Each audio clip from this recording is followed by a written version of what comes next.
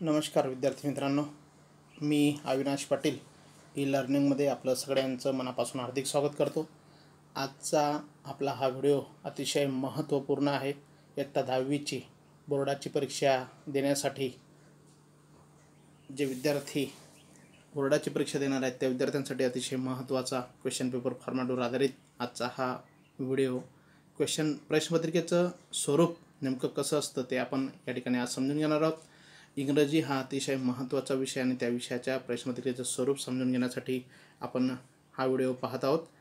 सर्वप्रथम या ठिकाणी मी आपल्याला सांगू इच्छितो का आपलं जे क्वेश्चन पेपर फॉर्मॅट आहे, आपली जी प्रश्नपत्रिका आहे, ॲक्टिव्हिटी शीट आहे, ही 80-20 पॅटर्नवर आधारित आहे। म्हणजेच रिटन पेपर हा तुमचा 80 मार्कासाठी असेल आणि तोंडी परीक्षा ओरल एक्झाम ही 20 मार्कासाठी असेल। असं एकूण 100 मार्कासाठी आपल्याला क्वेश्चन पेपर म्हणजे इंग्रजी या विषयाचा 100 मार्कासाठी आपलं मूल्यांकन होणार आहे। सेक्शन वाईज मार्कांचं डिस्ट्रीब्युशन आपण या ठिकाणी पाहणार आहोत। सेक्शन फर्स्ट याच्यामध्ये लँग्वेज स्टडी वर आधारित 10 मार्कासाठी प्रश्न विचारले जातील। सेक्शन 2 टेक्स्चुअल पॅसेज या ठिकाणी विचारले जाणार आहेत 20 मार्कासाठी। सेक्शन 3 मध्ये पोएट्री असेल 10 मार्कांसाठी। सेक्शन 4 मध्ये नॉन टेक्स्चुअल पॅसेज असेल 15 मार्कांसाठी। सेक्शन 5 मध्ये रायटिंग स्किलवर आधारित 20 मार्कांसाठी प्रश्न विचारले जातील। तर सेक्शन 6 मध्ये स्किल डेव्हलपमेंटवर आधारित 5 मार्कांसाठी प्रश्न विचारला जाईल। अशा प्रकारे टोटल तुमचा रिटन पेपर जो आहे तो 80 मार्कासाठी होणार आहे। त्यानंतर format of the activity sheet, नेमकं आपल्या ॲक्टिव्हिटी शीटचं फॉर्मॅट काय असणार आहे, आपल्या प्रश्नपत्रिकेचं स्वरूप काय असणार आहे ते आपण या ठिकाणी समजून घेणार आहोत। सेक्शन 1 जो लँग्वेज स्टडीवर आधारित असेल याच्यामध्ये 2 प्रश्न तुम्हाला विचारले जाणार आहेत, ए आणि बी। एमध्ये लँग्वेज स्टडीवर आधारित 8 मार्कासाठी प्रश्न असेल। त्यानंतर बी सेक्शनमध्ये लँग्वेज स्टडीवर आधारितच डू ॲज डायरेक्टेड म्हणून 2 मार्कासाठी प्रश्न असेल। सेक्शन 2 मध्ये टेक्स्चुअल पॅसेजेस तुम्हाला विचारले जातील, ए आणि बी असे 2 पॅसेजेस तुम्हाला 10-10 मार्कांसाठी विचारले जातील। सेक्शन 3 मध्ये पोएट्री सेक्शनवर आधारित हा प्रश्न असेल। क्वेश्चन नंबर 3 याच्यामध्ये असेल पोएम फॉर कॉम्प्रेन्शन 5 मार्कासाठी आणि पोएम फॉर ॲप्रिशिएशन असेल 5 मार्कांसाठी। त्याच्यानंतर सेक्शन 4 जो असेल त्याच्यामध्ये question number 4A non textual passage असेल कॉम्प्रेन्शनसाठी 10 मार्काला आणि क्वेश्चन नंबर 4B मध्ये असेल समरी रायटिंगसाठी एक प्रश्न विचारला जाईल 5 मार्कांसाठी। सेक्शन 5 जो क्वेश्चन नंबर 5 त्याच्यामध्ये क्वेश्चन नंबर 5A लेटर रायटिंगवर आधारित असेल। याच्यात एकतर फॉर्मल किंवा इनफॉर्मल दोघांपैकी एक पत्र तुम्हाला लिहायचं आहे 5 मार्कासाठी। बी मध्ये डायलॉग रायटिंग किंवा त्याला ड्राफ्टिंग स्पीच ऑर असेल, दोघांपैकी एक उपप्रश्न तुम्हाला सॉल्व करायचा आहे 5 मार्कांसाठी। सेक्शन 6 मध्ये ए इन्फॉर्मेशन ट्रान्सफर असेल नॉन व्हर्बल टू व्हर्बल किंवा व्हर्बल टू नॉन व्हर्बल, दोघांपैकी एक इन्फॉर्मेशन ट्रान्सफर आपल्याला सोडवायचं आहे 5 मार्कांसाठी। आणि त्याच्यातला बी प्रश्न असेल एक्सपांड द थीम, न्यूज रिपोर्टवर आधारित असेल किंवा स्टोरी रायटिंगसाठी या ठिकाणी प्रश्न दिला जाईल 5 मार्कांसाठी। आणि शेवटचा जो सेक्शन आहे सेक्शन नंबर 6 स्किल डेव्हलपमेंटवर आधारित, याच्यामध्ये ट्रान्सलेशन विचारलं जाईल 5 मार्कांसाठी। अशा प्रकारे टोटल आपल्या ॲक्टिव्हिटी शीटचं डिस्ट्रीब्युशन हे 80 मार्क्समध्ये करण्यात आलेलं आहे। त्यानंतर आता प्रत्येक सेक्शन वाईज क्वेश्चन्स कशा प्रकारचे विचारले जातील ते आपण पाहणार आहोत।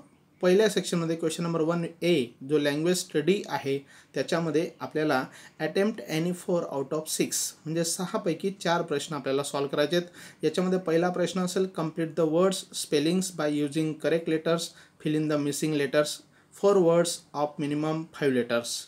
या ठिकाणी तुम्हाला 4 शब्द दिले जातील 5 अक्षराचे कमीत कमी आणि त्या ठिकाणी तो शब्द तुम्हाला कंप्लीट करावा लागेल। इनकम्प्लीट असेल त्याची रिकामी जागा तुम्हाला भरावी लागेल। अशा प्रकारचा हा प्रश्न असेल। दुसरा प्रश्न जो आहे तो put the words in alphabetical order 4 words each. मग याच्यामध्ये 2 उपप्रश्न तुम्हाला देतील। पहिला असेल words beginning with different letters म्हणजे वेगवेगळ्या अक्षरांनी सुरू होणारा पहिल्या याच्यामध्ये शब्द असतील आणि दुसऱ्या याच्यामध्ये words beginning with same letters म्हणजे सारख्या अक्षराने सुरू होणारे शब्द असतील। तर या दोघांचं तुम्हाला अल्फाबेटिकल ऑर्डर करायचं आहे 2 मार्कांसाठी। त्याच्यानंतर तिसरा प्रश्न असेल पंक्च्युएट द फॉलोइंग 2 मार्कांसाठी। Use of quotation marks, commas, apostrophe, capitalization, full stop, question mark exclamation mark, वेगवेगळ्या प्रकारची विरामचिन्ह वापरण्यासाठी आपल्याला हा प्रश्न दिलेला असेल 2 मार्कांसाठी. चौथा प्रश्न आहे make 4 words using the letters in the given word, minimum 3 letter words. या ठिकाणी 2 मार्कासाठी तुम्हाला एक मोठा शब्द दिला जाईल आणि त्या शब्दातून 3 अक्षरी कमीत कमी शब्द असलेले शब्द आपल्याला तयार करायचे आहेत. पाचवा प्रश्न असेल राईट द रिलेटेड वर्ड्स, संबंधित शब्द, रिलेटेड वर्ड्स, संबंध दर्शवणारे शब्द आपल्याला या ठिकाणी लिहायचे आहेत. एकतर नाऊन जर दिलेलं असेल तर त्याला ॲडजेक्टिव्ह आपल्याला लिहायचे आहेत, विशेषणं लिहायचे आहेत. व्हर्ब जर दिलेलं असेल तर त्याच्यासाठी ॲडव्हर्ब्स लिहायचे आहेत 2 मार्कासाठी. आणि 6वा प्रश्न आहे complete the word chain of noun verb adjective. एकतर नामावर आधारित वर्ड चेन दिली असेल, शब्दांची साखळी आपल्याला कंप्लीट करायची, क्रियापदावर आधारित असेल किंवा विशेषणावर आधारित असेल 2 मार्कांसाठी. या टोटल 6 प्रश्नांपैकी आपल्याला कुठलेही 4 प्रश्न सॉल्व करायचे आहेत. त्याच्यामध्ये सेक्शन 1मध्ये बी प्रश्न जो आहे तो सुद्धा attempt A or B from 1 and A or B from 2. पहिल्यामध्ये ए आणि बी पैकी एक सॉल्व करायचा आहे आणि दुसऱ्यामध्ये सुद्धा ए किंवा बी पैकी एक सॉल्व करायचा आहे. पहिल्यामध्ये मग ए प्रश्न असेल make a meaningful sentence by using the given phrase. एक फ्रेज दिली जाईल आणि त्या फ्रेजपासून, त्या वाक्प्रचारापासून आपल्याला अर्थपूर्ण वाक्य तयार करायला सांगितलेलं असेल. त्याला ऑर असेल add a clause to expand the given sentence meaningfully. एक छोटंसं वाक्य दिलेलं असेल, त्या वाक्य अर्धवट किंवा अपूर्ण वाक्य दिलेलं असेल, त्याला क्लॉज जोडून आपल्याला ते अर्थपूर्ण वाक्य तयार करायला सांगितलेलं असेल. दुसरा जो प्रश्न आहे त्याच्यामध्ये A add a prefix or suffix to make new words. Prefix किंवा सफिक्स जोडून नवीन शब्द तयार करायला सांगितलेला असेल 1 मार्कासाठी आणि त्याला ऑर आहे make meaningful sentence using any one of the words given in second ए. वरती दुसऱ्या एमध्ये जे शब्द दिले त्याच्यापासून अर्थपूर्ण वाक्य तयार करायला आपल्याला सांगितलेलं असेल. याच्यामध्ये दुसरा जो प्रश्न आहे तो टेक्च्युअल पॅसेजवर आधारित. आता त्या दुसऱ्या सेक्शन 2मधला दुसरा ए आणि बी त्याच्यावर कोणत्या प्रकारचे प्रश्न विचारले जाणार ते या ठिकाणी दिलेले आहेत. पॅसेजच्या खाली टेक्च्युअल पॅसेज जो असेल, पुस्तकातला जो परिच्छेद आहे त्याच्यामध्ये पहिली ॲक्टिव्हिटी विचारली जाईल सिंपल फॅक्च्युअल ॲक्टिव्हिटी 2 मार्कांसाठी. दुसरी ॲक्टिव्हिटी असेल कॉम्प्लेक्स फॅक्च्युअल ॲक्टिव्हिटी 2 मार्कांसाठी. ॲक्टिव्हिटी बेस्ड ऑन व्होकॅब्युलरीवर आधारित असेल 2 मार्कांसाठी. चौथी जी ॲक्टिव्हिटी आहे ती कॉन्टेक्च्युअल ग्रामरवर आधारित असेल 2 मार्कांसाठी. आणि 5वी ॲक्टिव्हिटी जी पर्सनल रिस्पॉन्सवर आधारित असेल, एक्सप्रेशनवर आधारित असेल, तुमच्या क्रिएटिव्हिटीवर आधारित असेल आणि इमॅजिनेशन स्किलवर आधारित असेल. ओपन एंडेड क्वेश्चन आपण ज्याला म्हणू शकतो तो 2 मार्कांसाठी असेल. अशा प्रकारे टोटल 10 मार्काला दुसरा ए आणि बी सुद्धा 10 मार्काला, अशा प्रकारे 20 मार्काला सेक्शन 2मधला दुसरा प्रश्न. त्याच्यानंतर तिसरा त्याच धर्तीवर कुठल्या प्रकारचे प्रश्न विचारले जाणार आहेत सेक्शन 2मध्ये ते या ठिकाणी दिलेलं आहे. मग पहिल्या ॲक्टिव्हिटीमध्ये सिंपल फॅक्च्युअल ॲक्टिव्हिटीमध्ये ट्रू फॉल्स विचारलं जाईल, राईट रॉंग विचारलं जाईल, agree or disagree, fill in the blanks विचारलं जाईल, कंप्लीट द फॉलोइंग विचारलं जाईल, answer in 1 or 2 words, match the following, name the following. Simple फॅक्च्युअलमध्ये पुन्हा चूज द करेक्ट अल्टरनेटिव्ह दिला जाऊ शकतो. Complete the sentences positive and negative aspect, match WH questions with their answers, who said, to whom, who am I. अशा वेगवेगळ्या प्रकारचे प्रश्न आपल्याला ॲक्टिव्हिटी 1मध्ये विचारले जाऊ शकतात सिंपल फॅक्च्युअल ॲक्टिव्हिटीमध्ये. आता दुसरी जी ॲक्टिव्हिटी कॉम्प्लेक्स फॅक्च्युअलमध्ये काय विचारलं जाऊ शकतं तर describe, narrate, write, arrange in proper sequence, match the sentences, make a list of. आणि तिसरी जी ॲक्टिव्हिटी आहे व्होकॅब्युलरीवर आधारित त्या ॲक्टिव्हिटीमध्ये फाइंड नाउन्स, ॲडजेक्टिव्ज, ॲडव्हर्ब्स, नाम, विशेषण, क्रियाविशेषण शोधायला सांगितलं असेल. Fill in the blanks, cross out the odd man, make meaningful sentences by using 1 word for group of words, using phrase, select proper words, describing words. Activity 4मध्ये ग्रामरवर आधारित असेल त्या ठिकाणी तुम्हाला name and conversion of tenses, voice, direct and indirect speech, degree, question tag, joining sentences with, underlining, framing, WH questions, formation of words.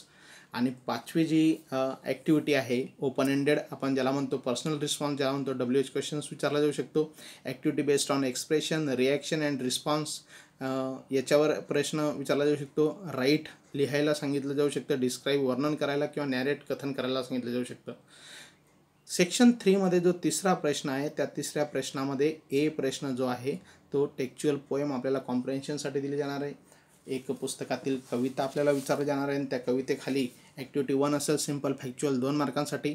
Activity 2 असेल complex factual 2 मार्कांसाठी, poetic devices असेल 1 मार्कासाठी. अशा प्रकारे 5 मार्काला कविता आपल्याला विचारली जाऊ शकते. त्याच्यातला मग या कवितेवर आधारित ॲक्टिव्हिटी 1मध्ये पोएटिक ॲक्टिव्हिटी 1 आणि 2 आर लाईक टेक्च्युअल पॅसेजेस, म्हणजे जसं आपण आत्ताच सिम्पल फॅक्च्युअल आणि कॉम्प्लेक्स फॅक्च्युअलचे प्रश्न पाहिले तसे कवितेवर सुद्धा विचारले जातील. यातला तिसरा जो पोएटिक डिव्हाइसेस आहे वेगळा, त्याच्यात काय विचारलं जाऊ शकतं तर writing down rhyming scheme, writing down rhyming words, give your own rhyming words, write words related with describing words, words use in old English, figure of speech. अशा प्रकारे पोएटिक डिव्हाइसवर प्रश्न विचारले जाऊ शकतात. याच्यातला तिसरा बी प्रश्न जो आहे पोएम फॉर ॲप्रिशिएशन 5 मार्कासाठी, याच्यामध्ये थोडासा बदल त्यांनी केलेला, तो बदल आपण लक्षात घेणार आहोत. Students are expected to write and appreciation of the given poem with the help of the points provided. आपल्याला प्रश्नपत्रिकेमध्ये जे मुद्दे दिलेले असतील त्याच मुद्द्यांच्या साहाय्याने कवितेचं रसग्रहण करायचं आहे. The appreciation is to be written in point format. शक्यतोवर कवितेचं ॲप्रिशिएशन लिहिताना, कवितेचं रसग्रहण लिहिताना पॉईंट फॉर्मॅटमध्ये आपल्याला ते लिहायचं आहे. त्यानंतर distribution of 5 marks appreciation of the given poem. Appreciation of the पोएमचं 5 मार्काचं विगतवारी त्यांनी या ठिकाणी दिलेली. टायटलला अर्धा मार्क्स आपल्याला मिळणार आहे. पोएटचं नाव लिहायचं आहे अर्ध्या मार्कासाठी. राईम स्कीम जर विचारली असेल तर त्या ठिकाणी 1 मार्क त्यासाठी आपल्याला मिळणार आहे. Figure of speech 1 मार्कासाठी. एनीवन कुठलाही एक फिगर ऑफ स्पीच आपण लिहू शकतो. आणि थीम किंवा सेंट्रल आयडिया जी असेल 2-3 ओळींमध्ये जर लिहिलं तर तुम्हाला 2 मार्क्स मिळू शकतात. Next section 4 question number 4A non textual passage 10 मार्कांसाठी. Please refer the points of textual passages, they all are applicable for non textual passages. हा अनसीन पॅसेज असणार आहे, पुस्तका व्यतिरिक्तचा परिच्छेद असणार आहे. परंतु सेक्शन 2मध्ये आपण जे टेक्च्युअल पॅसेजेस पाहिलं त्याच प्रकारच्या ॲक्टिव्हिटीज या ठिकाणी सुद्धा विचारल्या जाणार आहेत 10 मार्कांसाठी. त्यानंतर यातला बी प्रश्न जो आहे same non textual passage for summary writing. आत्ताच आपण क्वेश्चन 4मध्ये जो तुम्हाला नॉन टेक्च्युअल पॅसेज दिलेला असेल त्या पॅसेजवर आधारित समरी या ठिकाणी 5 मार्कासाठी लिहायची. या समरीचे डिस्ट्रीब्युशन ऑफ मार्क्स या ठिकाणी त्याने दिले. Suggest write a title 1 mark, central idea theme 2 marks, use of appropriate language 2 marks. Question number 5 जो रायटिंग स्किलमधला प्रश्न असणार आहे. याच्यामध्ये a letter writing formal or informal. Write all the components of the selected letter in block format, aligning all the matter to left hand side.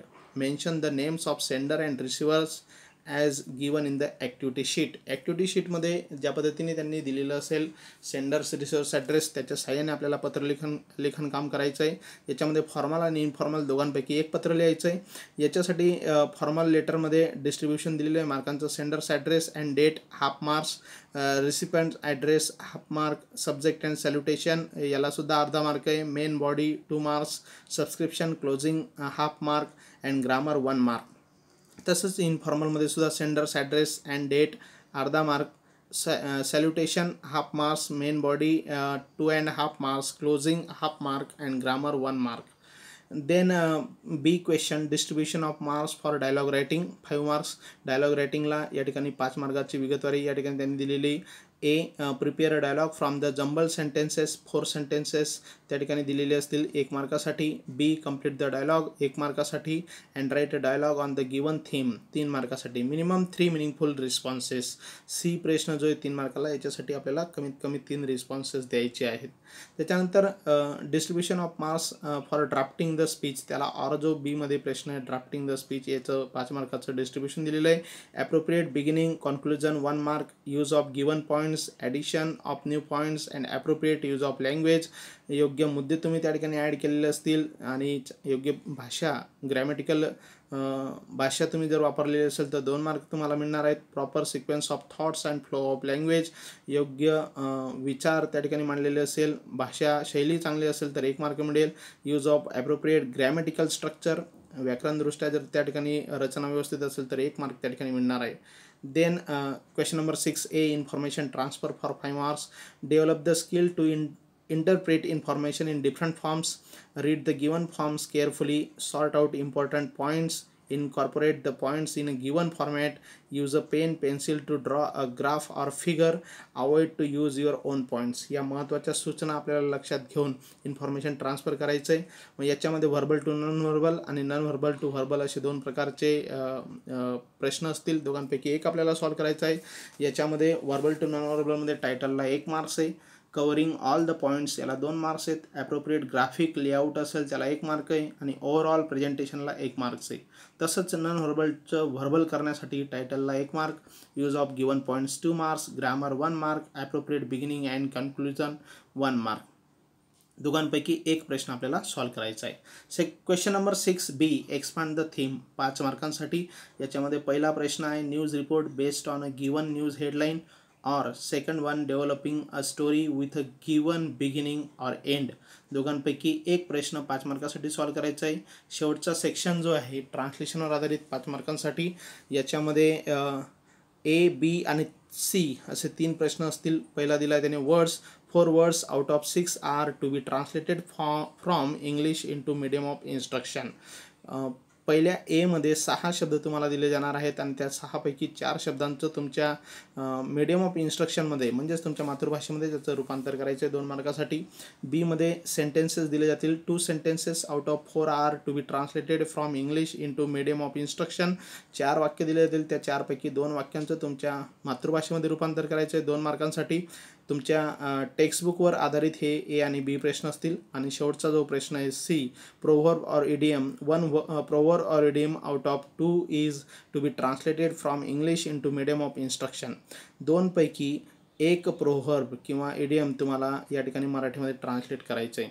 तर अशा प्रकारे मित्रांनो संपूर्ण प्रश्नपत्रिकेचं आपण या ठिकाणी स्ट्रक्चर पाहिलेलं आहे. संपूर्ण प्रश्नपत्रिकेचा फॉर्मॅट, त्या सेक्शन वाईज आणि प्रत्येक सेक्शनमध्ये कुठल्या प्रकारचा प्रश्न विचारला जाऊ शकतो हे सर्व आपण या ठिकाणी पाहिलेलं आहे.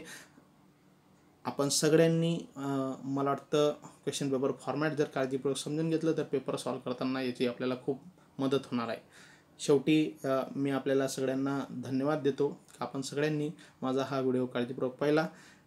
आणि एक विनंती करतो का माझा व्हिडिओ जर आवडला असेल तर त्याला लाईक करा, शेअर करा आणि माझ्या यूट्यूब चॅनलला सबस्क्राईब करा. धन्यवाद.